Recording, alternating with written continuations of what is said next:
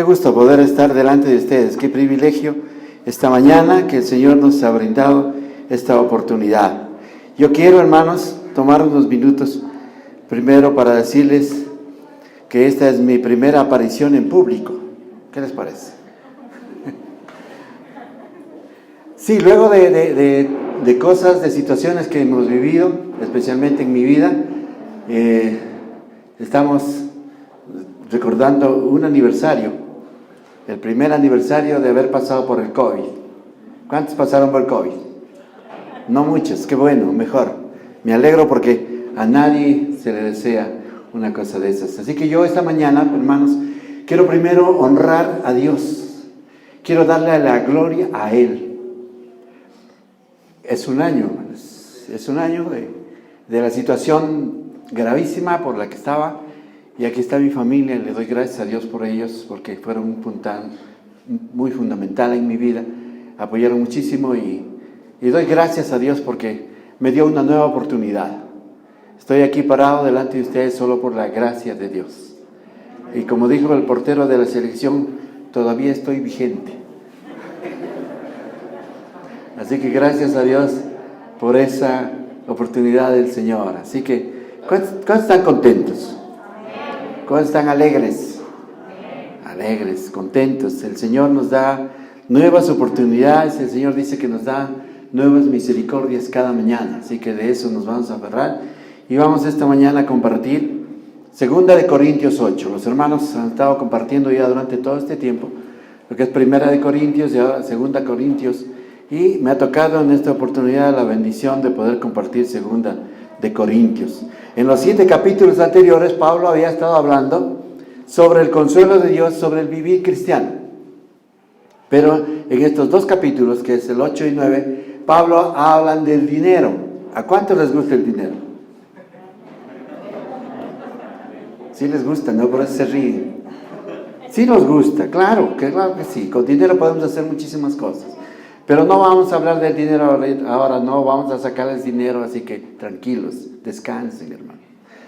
Tranquilos, no vamos a pedir ofrendas ni mucho menos. Pero la palabra es esta, o sea, 8 y 9 habla del dinero, así que no podemos saltarnos estos capítulos. En los versículos anteriores, en los capítulos anteriores, Pablo estaba hablando de el vivir de los cristianos, de los corintios. ¿Cómo era la vida de los corintios? Ellos estaban atravesando una serie de dificultades.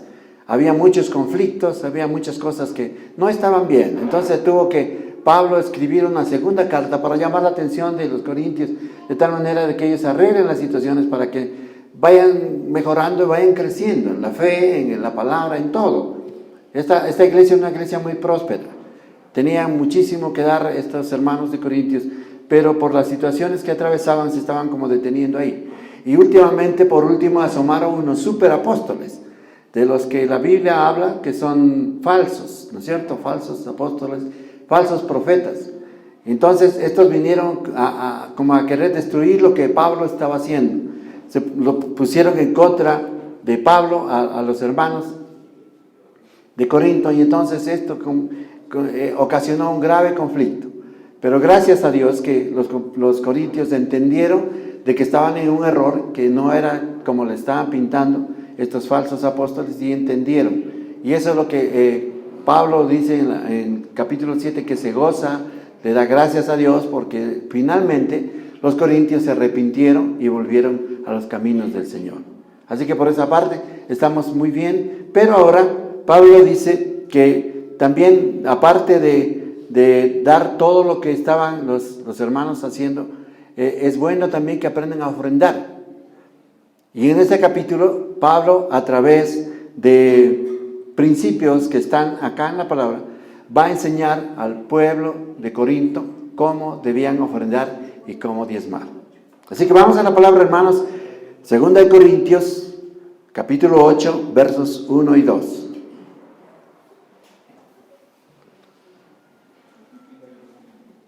Ahí está. Asimismo, hermanos,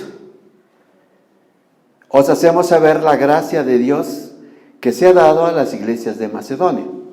El versículo 2. Que en grande prueba de tribulación la abundancia de su gozo, y su profunda pobreza abundaron en riquezas de su generosidad. ¿Cuántos entienden este pasaje? Yo al principio no lo entendía, porque se me hace raro de que un pueblo que está atravesando por tribulación, imagínense, usted cuando pasa por tribulación, ¿cómo se pone? O cuando tiene alguna prueba, alguna dificultad, ¿cómo nos ponemos? Tristes, ¿no es cierto? Agobiados, no estamos bien. Y de pronto cuando alguien le pregunta, ¿qué te pasa? Estoy mal, estoy preocupado, estoy en prueba, estoy con dificultades. Y no es bonito, no es fácil, mejor dicho, estar con gozo. ¿Cómo le dice usted? Se quiebra una pata y va a venir aquí con una muleta y le dice, estoy con gozo y muerto de risa, me quebré una pata. No, no es cierto, no es fácil decir eso. Pero aquí dice que en grande prueba, el versículo 2, de tribulación, abundancia de su gozo y su profunda pobreza, abundaron en riquezas de su generosidad. Mire usted, era un pueblo pobre. Está hablando aquí de los macedonios. No era un pueblo rico, era un pueblo que estaba con dificultades y encima de eso no tenían plata. Pero lo importante y lo especial que vemos aquí es que abundaron en riquezas de su generosidad. ¿Qué quiere decir esto? De que era un pueblo que no se guardaba nada. Para ellos era tan normal y tan especial el dar, el ofrendar, que para ellos era un gozo. Imagínense, usted no tiene dinero y viene a la iglesia a lo mejor con un centavito, con un dolarito, pero es lo último que tiene. Y los macedonios dicen, de eso queremos dar, de lo que a nosotros nos cuesta. Entonces, el principio número 1 dice dar a pesar de las circunstancias. Cuando usted está en una circunstancia difícil, le duele un poco, nos duele, a mí también me ha pasado, nos duele dar porque no tenemos, ¿no es cierto? Y apenas me alcanza para el pan y la leche, pero igual, dice Pablo, que demos así como los macedonios dieron, pero la desventaja que nosotros tenemos es que ellos tenían un don especial. Dios los bendijo con el don de dar y de ofrendar. Entonces para ellos era un gozo. Imagínense, es increíble. Los macedonios de su abundante gozo, o sea, no es que apenas medio se reían, ¿no? Abundante gozo, o sea, muertos de risa. Y con una profunda pobreza, porque no tenían. Abundaron en riquezas de su generosidad. O sea, querían a toda costa ofrendar y diezmar. El punto número 1. Eso también lo vamos a ver en Lucas 21, del 2 al 3. Hay un ejemplo clarísimo de cómo uno puede también aprender a dar. Lucas 21, el versículo 2, dice, vio también, Jesús estaba en la puerta del templo, estaba mirando cómo la gente entraba y cómo la gente ofrendaba. Entonces estaba mirando, no decía nada, pero él estaba ahí chequeando.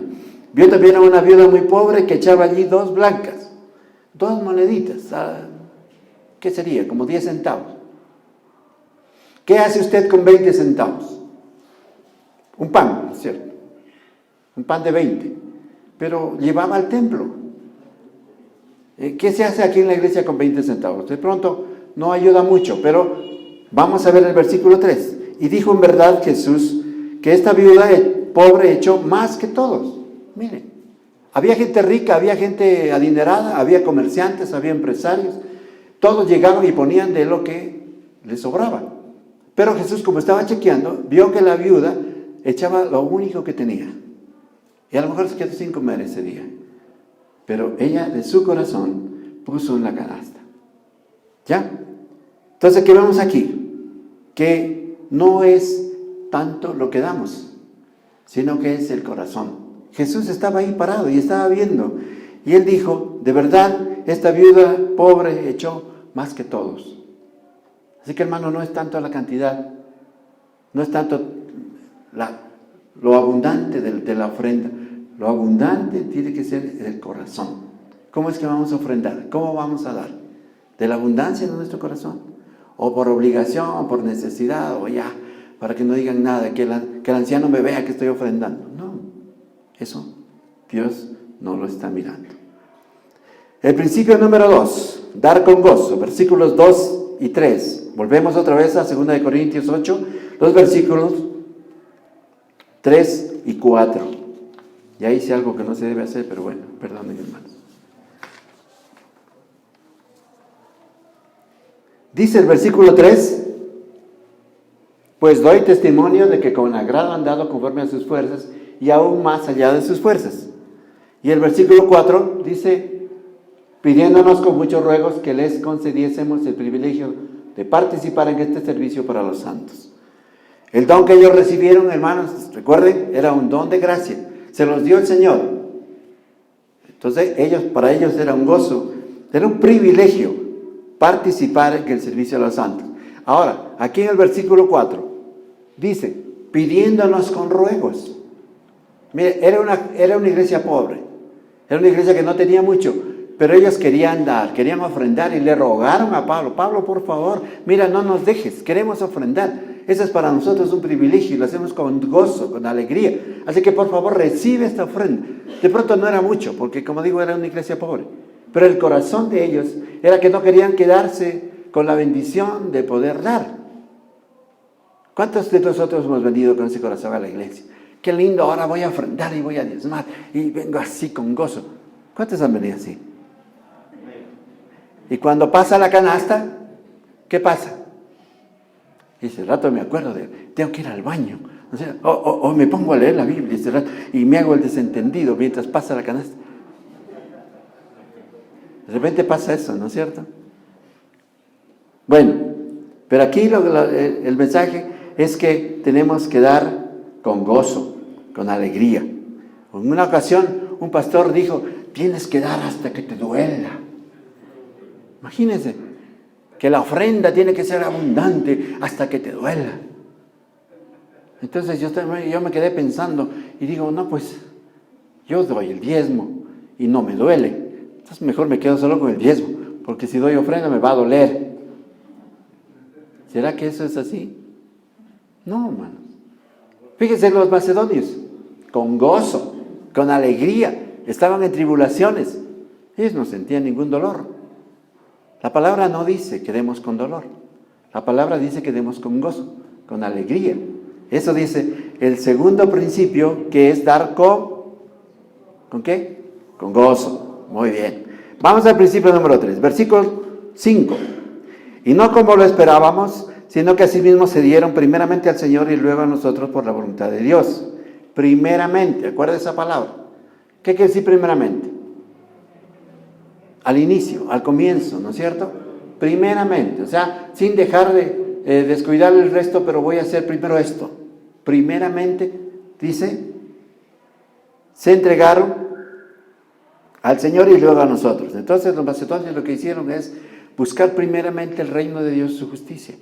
Ellos no quisieron la abundancia de las riquezas, no quisieron nada de lo material, primero buscaron a Dios.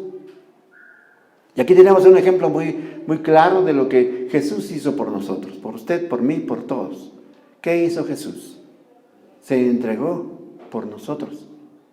Él no había pecado. Él no tenía la culpa de nosotros. ¿Quiénes teníamos que estar en la cruz? Siempre digo yo eso. Nosotros.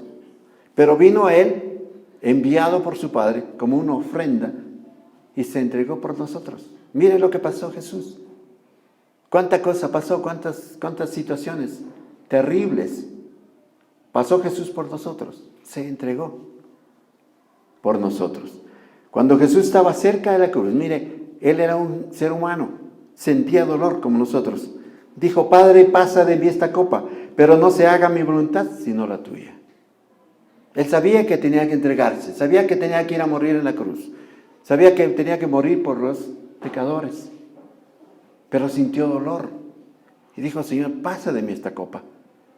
Pero como era obediente, como era un hijo de Dios que tenía que mostrar al mundo cómo es la obediencia, se presentó delante del Sanedrín para ser juzgado.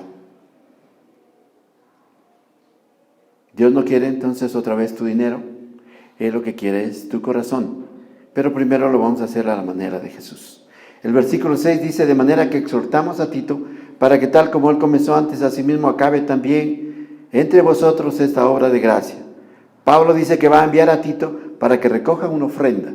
Ya un año antes ya había hablado Pablo En la primera carta ya les dijo que vamos a recoger una ofrenda para los santos, para las necesidades de la iglesia, estaba hablando. Entonces aquí, en el capítulo 8, les hace acuerdo de que habían prometido ofrendar. Pero, hermanos, aquí hay otra cosa. A veces pensamos que como ya estamos en la iglesia, de que como ya estamos sirviendo, esa es una ofrenda para Dios. A veces equivocadamente podemos pensar, bueno, ya estoy barriendo la iglesia, estoy de maestro de la escuela dominical, estoy cantando acá adelante, estoy sirviendo en la iglesia y esa es una ofrenda para Dios. Pero ¿qué dice Pablo? Que la ofrenda dice que tiene que tocar el corazón. Eso es una ofrenda. Cuando a usted le piden una colaboración económica que salga de su bolsillo, eso es una ofrenda. Entonces Pablo está tocando justamente eso, está tocando el bolsillo de los corintios. Ahora, ¿por qué Dios permite que exista el dinero, hermano? Si hay tanta necesidad, hay pueblos que se mueren de hambre, pero Dios permite que haya el dinero. Por dinero se mata a la gente, por dinero hay guerras, por dinero pasan tantas cosas, pero Dios dice que Él ha permitido que exista el dinero porque, dice la palabra, donde está tu tesoro, ahí está tu corazón. Él quiere enseñarnos que a través del dinero nosotros podemos de pronto desviar nuestra atención, desviar lo que realmente Dios quiere para nosotros. Y es muy fácil, ¿no? Es muy fácil caer en la tentación del dinero. Es muy facilito. El dinero revela mucho nuestro afecto. Mucho. Porque más cuidamos de las cosas materiales y no vemos la necesidad que está al lado nuestro. Mi esposa me decía, vos cuidas más al carro que a mí. Porque medio le suena algo y ya corres al mecánico. Y a mí no me llevas al médico. A veces pasa eso. Cuidamos más las cosas materiales, ¿no? ¿Dónde está tu tesoro? Ahí está tu corazón. ¿Dónde están tus inversiones? ¿Está en el banco? Oh, ahora hay una propaganda por ahí muy famosa, ¿no? Se ríen los hermanos. Y X, ¿no es cierto? Inversor, dice, ¿no es cierto? Y te invitan y todo. Y cuando vos acuerdas, ya estás involucrado ahí, estás haciendo tus inversiones. No digo que sea malo. Lo que es malo es que eso se convierta en un tesoro. Eso es lo malo. El dinero no es malo, hermanos. Por eso Dios lo puso. El dinero calma los nervios. ¿Sí o no? Sí calma los nervios, ¿no es cierto?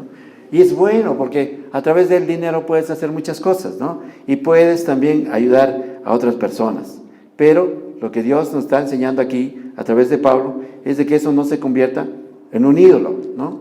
Eso es lo que está diciendo Pablo. Versículo 7. Por tanto, como en todo abundáis, en fe, palabra, en ciencia, en toda solicitud, y en vuestro amor con nosotros, abundad también en esta gracia.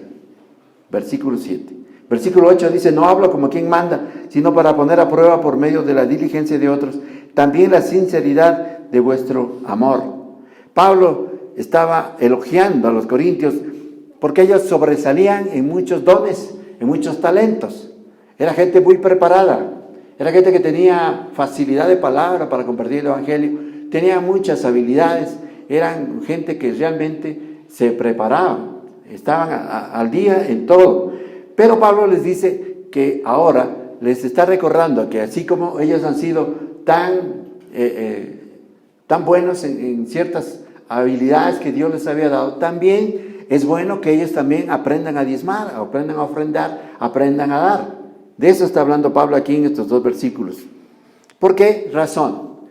Porque el amor se mide en el dar.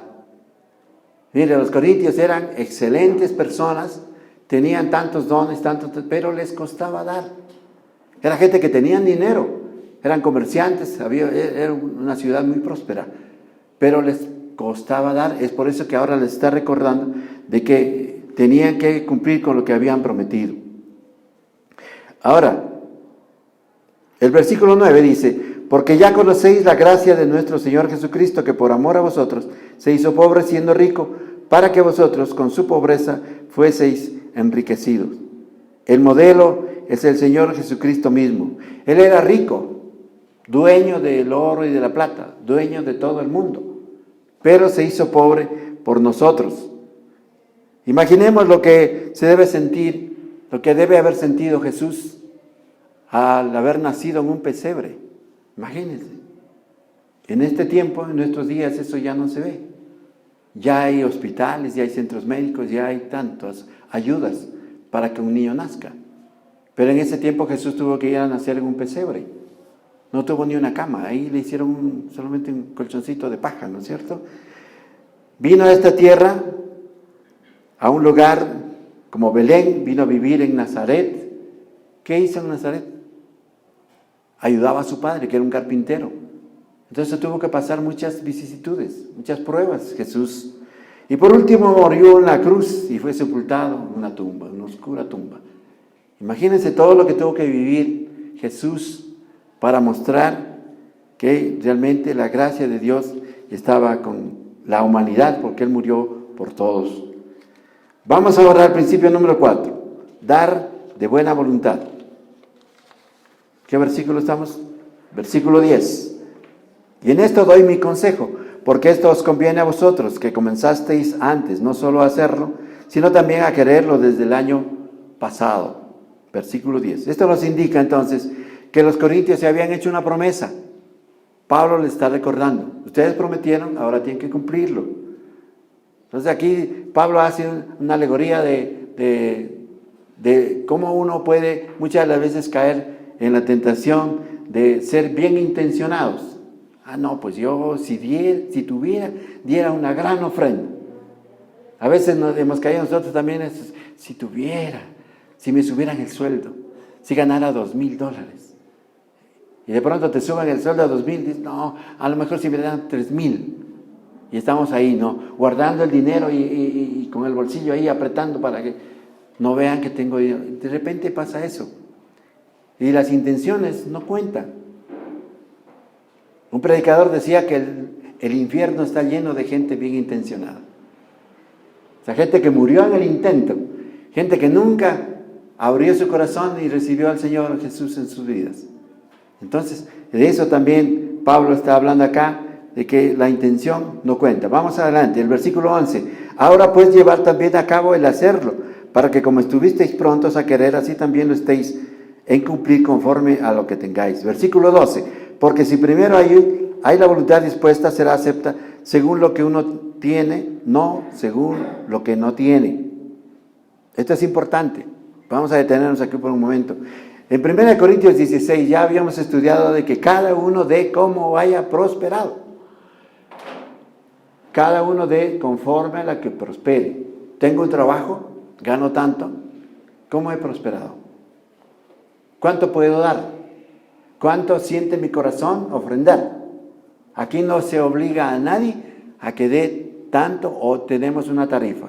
No, es del corazón, según conforme lo que haya ganado. Y ahora nos encontramos con el diezmo, que es una buena medida, pero no es una tarifa. Si a usted le piden que de los $1,000 que gana mensual, dé $1, ¿qué pasaría? Nada, ¿no? Saca $1, no me cuesta nada.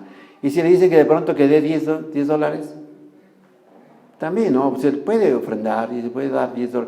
Pero si a usted le dicen, tienes que dar el 10% de 1,000, ¿cuánto es? $100. Ay. Entonces ahí ya me cuesta, ahí ya lo pienso 2 veces. ¿Doy o no doy? Con $100, ¿qué podría hacer con $100? Y me pongo a pensar, a ver qué podría pagar la luz, el teléfono. Eso me pasaba a mí, hermanos. Cuando recién nos convertimos con mi esposa, hace ya más de 30 años. No quiere decir que esté tan viejo, pero ahí vamos. Hermanos, me hablaban del diezmo. Nos hablaban en la iglesia Alianza, donde conocimos al Señor. Y del diezmo, y del dar, y yo me hacía loco. Y me tapaba los oídos cuando hablaban del diezmo. Porque me costaba. En ese tiempo solo yo tenía el trabajo. Y teníamos necesidad, había necesidades. El Señor nos bendijo con una gran familia, 4 hijos, así que se nos hacía un tanto difícil sobrellevar la economía. Y encima que no éramos tan buenos administradores, todo eso ayudaba para que no diezmemos. Entonces hablar del diezmo para mí era terrible. Pero llegó un momento en que con mi esposa lo analizamos y vimos, y cuando vimos a Malaquías 3:10, nos decía, traer los diezmos al alfolí, hay alimento en mi casa. Y hasta ahí me quedaba. Y cuando luego también leímos el siguiente versículo, dice, si no abriré las ventanas de los cielos y derramaré sobre vosotros bendición, derramaré bendición. Y probadme ahora en esto, dice la palabra. Entonces eso me llegó al corazón. Y yo le comparto a mi esposa, le dice, mira, digo, aquí dice, probadme. Digo, ¿qué tal si lo probamos al Señor? Probémoslo. Aquí dice, probadme ahora. Así que prometimos que el próximo mes vamos a diezmar. Ya. Entonces dijimos, vamos a diezmar. Así que llegó el día domingo, cogí el sobre y cogí la plata y la puse ahí. Y esperando que venga la canasta. Y ya, se fue ahí el diezmo. Era durísimo, ¿ya? Y entonces yo al mes yo esperaba los cielos abiertos. A ver, los cielos abiertos, la bendición que caiga sobre mi vida. Nada. Bueno, al segundo mes, otra vez, ahí, diezmamos otra vez. Y así ya, a la mitad del mes, ya, Señor, los cielos abiertos, derrama bendición. ¿Dónde está la bendición? Tampoco. ¿Y ahora qué pasó? Llegó el tercer mes. ¿Qué creen, hermanos? Ya no tuve que ir a fiar a la tienda. Y yo le digo a mi esposa, le digo, mira, ya nos alcanzó el arrocito. Ya no tuve que ir a fiar en la tienda. Ay, cierto, dice. Qué bueno, sigamos diezmando. Oiga, aprendimos el principio del dar. Y sabíamos que Dios era fiel, que no se iba a quedar con nuestro dinero, sino que iba a devolvernos en bendición. Y de ahí empezamos a diezmar hasta el día de hoy. Para nosotros, hermanos, ha sido una bendición muy grande entender de que el diezmar es una bendición y que Dios prospera. Pero no es para todos, no es exigido. Aquí en la iglesia no se exige el diezmo, es para el que le llega al corazón. Si usted siente diezmar, si usted siente sacar el 10% de lo que ha ganado, póngalo en la alfolí, póngalo en la canastita, porque sabe que eso es una bendición para todos. Amén. Pablo dice, según lo que tengas, no lo que no tengas. Entonces, tenemos que dar de lo que hayamos prosperado. El principio número 5, el versículo 13. Dice, porque no digo esto para que haya para otros holgura y para vosotros estrechez. Pablo estaba diciendo que no debería colocarse una carga pesada sobre nadie. La iglesia no es para obligar, la iglesia no es para pedir, la iglesia es para bendecir. Entonces no se puede colocar una carga. ¿Das o no das? Si no, no entres. No estamos aquí para eso. Entonces Pablo estaba diciendo eso en el versículo 13. Y el versículo 14 dice, sino para que en este momento con igualdad la abundancia vuestra supla la escasez de ellos, para que también la abundancia de ellos supla la necesidad vuestra, para que haya igualdad. Dios está hablando a los creyentes en general para que la ofrenda sea de corazón, no obligatoria. Otra vez, no sea obligatoria con la iglesia, porque esta tiene necesidad. La iglesia tiene necesidad. Aquí hay que pagar muchas cosas. La luz, el agua, el teléfono, el arriendo, todo. Para eso son los fondos que todos nosotros depositamos. Pero aquí está hablando de que no tenemos que obligar a nadie. Esto tiene que ser de corazón. Entonces, de esta manera, los corintios tenían que preocuparse los unos a los otros. Para eso le estaba hablando Pablo, de que ellos tenían que abrir su corazón, que ofrenden para la iglesia de Jerusalén. La iglesia de Jerusalén queda al norte de Corinto. Y era una iglesia que estaba atravesando una situación terrible. Había hambruna ya. No tenían que comer. Entonces, por eso estaba Pablo levantando una ofrenda para llevar a los hermanos de Jerusalén. Versículo 15, como está escrito, el que recogió mucho no tuvo demasiado, y el que poco no tuvo escasez. Vamos a la palabra, hermanos. Acompáñenme a Éxodo 16. Vamos a ver el ejemplo de Dios en esta palabra. Éxodo, el segundo libro de la Biblia, versículo 16 al 20. Tenemos un ejemplo muy bonito. ¿Ya lo tiene? ¿Qué dice el versículo 16? Éxodo 16, 16. Esto es lo que Jehová ha mandado. Para poner en contexto este pasaje, Dios le estaba hablando a Moisés de qué manera tenía que alimentar al pueblo. Acuérdense que el Éxodo es cuando estaba saliendo ya el pueblo de Israel a la tierra prometida. Pero tenían que comer, estaban en el desierto, entonces él había prometido de que les iba a mandar maná del cielo, comida para cada uno de ellos. Entonces aquí dice, esto es lo que Jehová ha mandado, recoger de él cada uno según lo que pudiere comer, un gomer, una medida, 2 litros, dice la palabra, por cabeza, conforme al número de vuestras personas. Tomaréis cada uno para los que están en su tienda. Una familia de 4, ¿cuánto tenían que coger? 4 medidas, ¿no es cierto? Y así, no tenían que coger ni más ni menos. 17, y los hijos de Israel lo hicieron así, y recogieron unos más, otros menos. El 18, y lo medían por gomer, esa era la medida. Y no sobró al que había recogido mucho, ni faltó al que había recogido poco. Cada uno recogió conforme a lo que había de comer. 19, y les dijo Moisés, ninguno deje nada de ello para mañana. Y el 20, mas ellos no obedecieron a Moisés, sino que algunos dejaron de ello para otro día. Y crió gusanos y hedió, y se enojó Moisés contra ellos. No obedecieron a Moisés. Y como siempre, ¿no? Como siempre. Mucho menos aquí en nuestro medio, en Latinoamérica. Los sabidos. Salieron por ahí los sabidos. Entonces dijeron, no, pues yo voy a coger, si me dan chance, yo me cojo dos panes. Entonces me guardo uno para el cafecito de la tarde, otro para mañana, en la mañana, un calentadito, y así. Y le dijo Moisés, no lo hagan. No hagan eso. Obedezcan. ¿Qué pasó? Crió gusanos, se dio y se dañó. Entonces, la muestra, el ejemplo aquí es de que a veces tratamos de acumular. Ya tengo 1 millón. Hay una canción que dice el primer millón, ¿no es cierto? Pero quiero 2. No me quiero quedar solo con 1. Y así nos pasa a todos, ¿no? Ya me gané una platita por ahí, pero no es suficiente. Entonces empezamos a acumular. Ya la cuenta del banco ya no es de 5 dígitos, sino de 6. Y qué bueno, y sigo acumulando. Eso es lo que Dios dice que no debemos permitir en nuestras vidas. No debemos de acumular.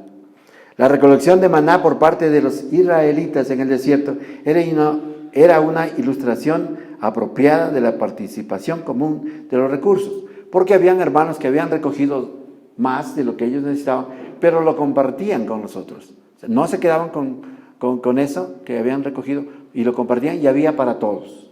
Así que nadie pasaba hambre, nadie pasaba necesidad. Eso es lo que está enseñando en este versículo. Ok, sigamos adelante. El principio número 6, versículo 16 de 2 de Corintios 8.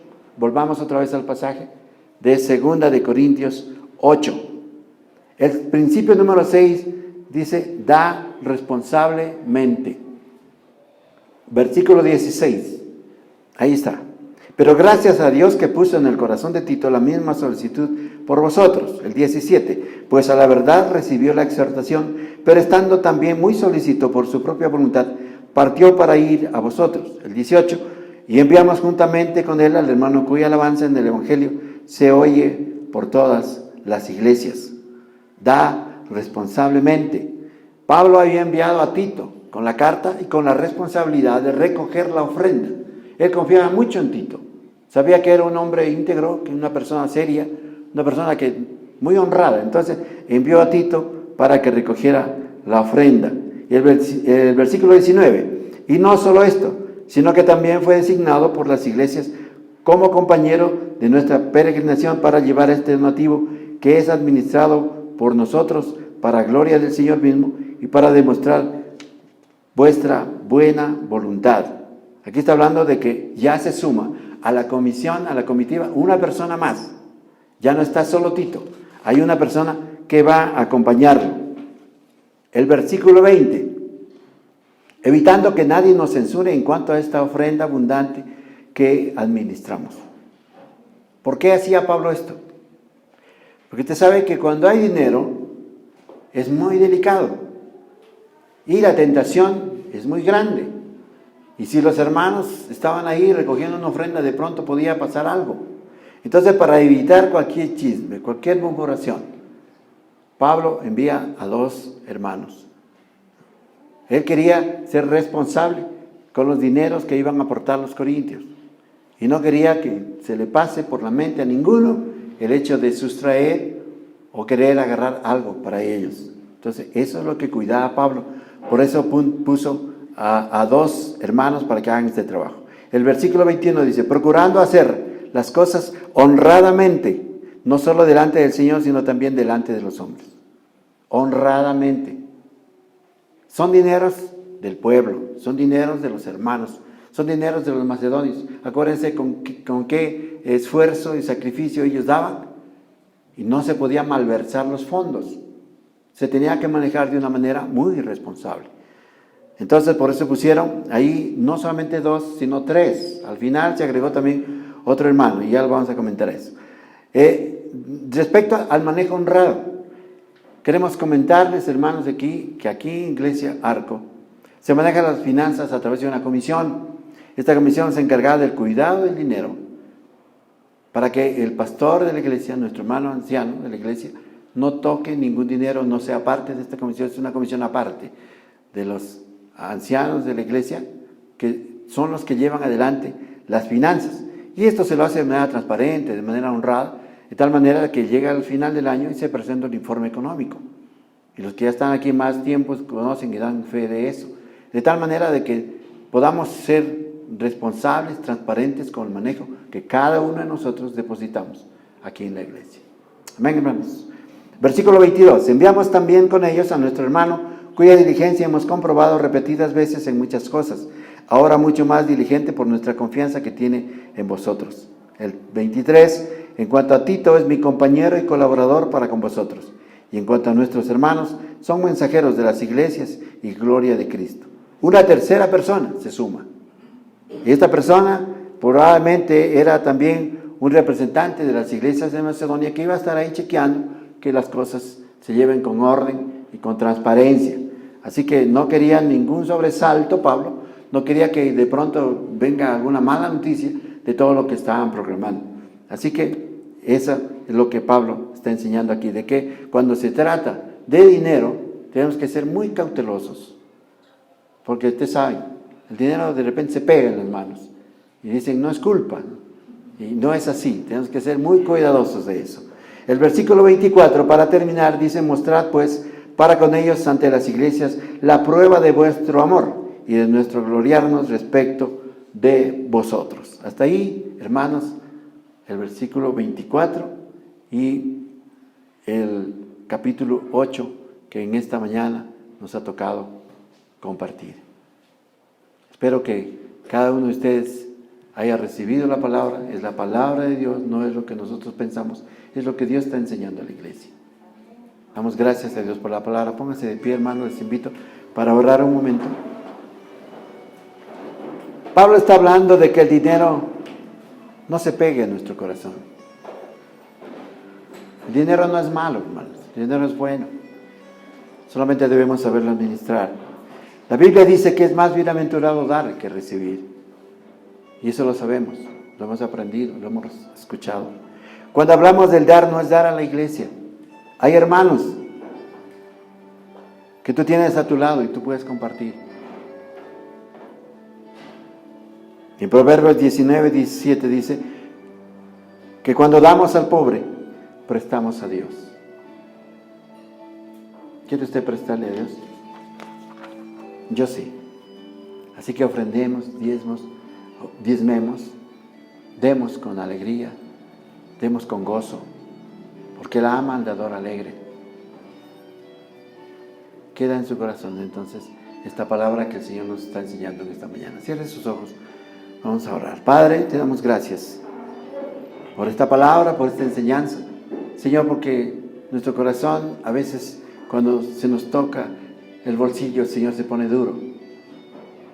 Pero Señor, en esta mañana te pedimos que tú cambies esa manera de pensar y Señor nos des un corazón sensible. Que cuando veamos la necesidad, que cuando tengamos que ofrendar, cuando tengamos que dar, lo hagamos de corazón lo hagamos con humildad y que lo demos, Señor, con alegría.